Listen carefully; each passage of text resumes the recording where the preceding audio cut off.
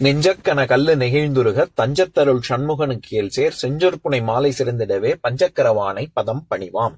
எல்லோருக்கும் வணக்கம். இன்னைக்கு நம்ம திரு அருணகிரிநாதர் அருளிய கந்தர் அனுபூதியிலிருந்து 14வது பாடல் பார்க்க போறோம்.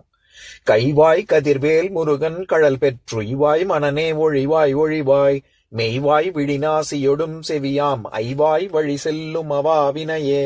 இதுதான் பாடல். இத கொண்டுகுட்டி படிக்கும் பொழுது எப்படி படிக்கணும்னா, மனநே மெய் வாய் விழி நாசி செவியாம் ஐவாய் வழி செல்லும் அவாவினையே ஒழிவாய் ஒழிவாய் கைவாய் கதிர்வேல் முருகன் கழல் பெற்று உய்வாய். இப்ப நம்ம பதம் பிரிச்சு பொருள் பார்க்கலாம். மனநே ஏ மனமே, மெய் உடம்பு, வாய் வாய், விழி கண், நாசி மூக்கு, செவியாம் காது ஆகிய ஐவாய் வழி செல்லும் அவாவினையே ஐம்பொறிகள் வழியாக செல்லும் ஆசைகளை ஒழிவாய் ஒழிவாய் முற்றிலும் ஒழித்து விடு. அதனால் கைவாய் கதிர்வேல் திருக்கரத்தில் விளங்கும் ஒளிவீசும் வேலாயுதத்தை உடைய முருகன் கழல் பெற்று முருகப்பெருமானின் திருவருளை பெற்று உய்வாய் உயர்வு பெற்று வாழ்வாய். இப்ப இந்த பாடலின் மூலமாக அருணகிரிநாதர் சொல்லப்படக்கூடிய கருத்தானது, மனசே ஒளி பொருந்திய வேலாயுதத்தை ஏந்திய திருமுருக பெருமானின் கழல்கள் அணிந்த திருவடிகளை நீ அடைந்து முக்தி பெறுவாய். இந்த நம்ம உடல், வாய், கண், மூக்கு, காது ஆகிய ஐம்பொறிகள் வழியாக உண்டாகக்கூடிய ஆசைகளை உறுதியாக விட்டு விடுவாயாக அப்படின்னு சொல்றாரு. இப்ப இதனுடைய விளக்கத்தை பார்க்கலாம். அதாவது நம்ம மனசுல ஏதோ ஒண்ணு நினைக்கிறோம் அப்படின்னாலே அது நல்ல சிந்தனையாகவும் இருக்கலாம், இல்லாட்டி ஒரு மோசமான சிந்தனையாகவும் இருக்கலாம். மனசுல நம்ம ஏதோ ஒண்ணு நினைக்கிறோம் அப்படின்னாலே 5 இந்திரியங்களுடைய செயல் அதுதான் வித்திடுது. நம்ம மனசை ஏன் நினைக்க வைக்குது அப்படின்னாலே இந்த ஐம்பொறிகள் நம்ம பாக்குறது, பேசுறது, கேட்கறது, நுகர்றது, இது எல்லாமே வச்சுதானே மனசு அதுக்கு பழக்கப்படுத்திருக்கு. அதனால அருணகிரிநாதர் என்ன சொல்றாரு, நம்ம மனசு முதல்ல இந்த மாதிரியான இந்திரியங்களுக்கு, பஞ்ச இந்திரியங்களுக்கும் கட்டுப்பட்டு அது போடுற போக்குல அது பாட்டுக்கு போகுது இல்ல, அதுல இருந்து முதல்ல மீளணும் அப்படின்னா திருமுருகனின் திருவடிகளை விட்டா வேற வழி இல்ல அப்படின்னு சொல்றாரு. இதையேதான் திருப்புகழ்ல 329வது பாடல், அது காஞ்சிபுரத்துல அவர் பாடியது. அதை படிக்கிறேன் கேளுங்க. அதுலயும் இதே கருத்து தான் சொல்லியிருப்பாரு.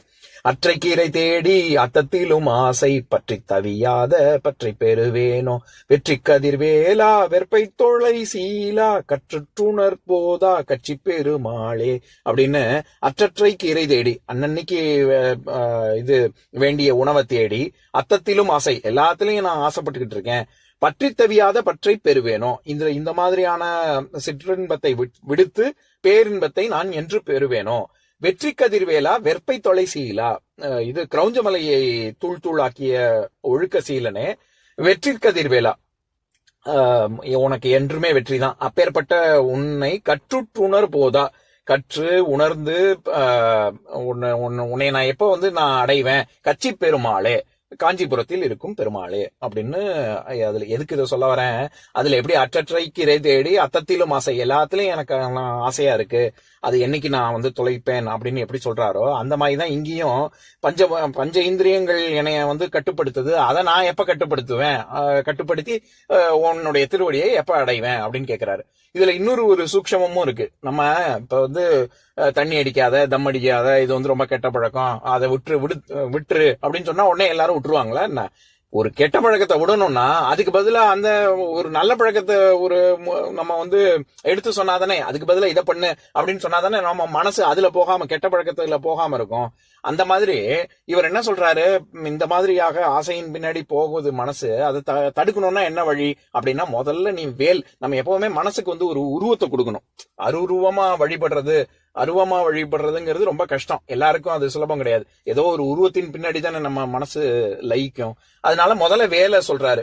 வேலை சொல்லி அதுக்கப்புறமா முருகனின் முகம், அதுக்கப்புறமா திருவடி.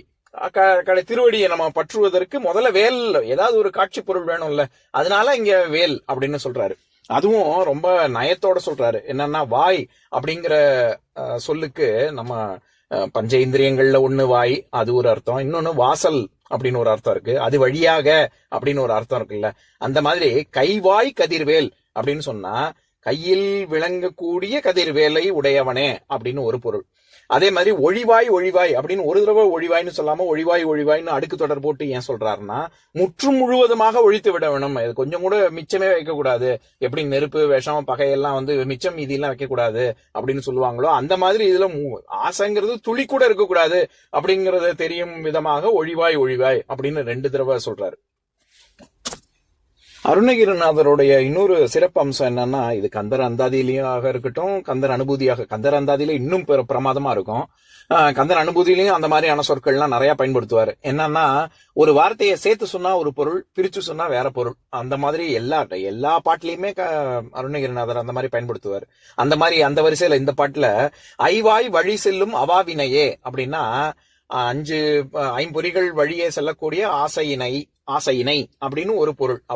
அவாவினையே அப்படின்னு சேர்த்து சொன்னா, அவா வினையே அப்படின்னு தனியா பிரிச்சு படிச்சா ஆசையே வினைதான், வினைக்கு வித்திடும் அப்படின்னு சொல்றாரு. ஏன்னா திருவள்ளுவரும் இது அவா அறுத்தல் அப்படிங்கிற அதிகாரத்துல முதல் குறள், அதாவது 361வது குறள், அவாவென்ப எல்லா உயிர்க்கும் எஞ்ஞான்றும் தவா பிறப்பினும் வித்து அப்படின்னு சொல்லியிருப்பாரு. அதாவது தவறாமல் வித்திடக்கூடிய ஒரு விஷயம் அவாங்கிறது, அதுதான் பிறப்புக்கே காரணம் அப்படின்னு இவர் என்ன சொல்ல வர்றாரு, வினை அது நல்வினையா இருந்தாலும் சரி தீவினையா இருந்தாலும் சரி எல்லாத்தையுமே இறைவன் அடியில சமர்ப்பிச்சுட்டா அப்பதான் முக்தி கிடைக்கும். நல்லது செஞ்சா கூட நான் நல்லது செஞ்சேன்னு எப்ப பெருமைப்படுறோமோ அதுவும் நமக்கு பிறப்பத்தான் கொடுக்கும்.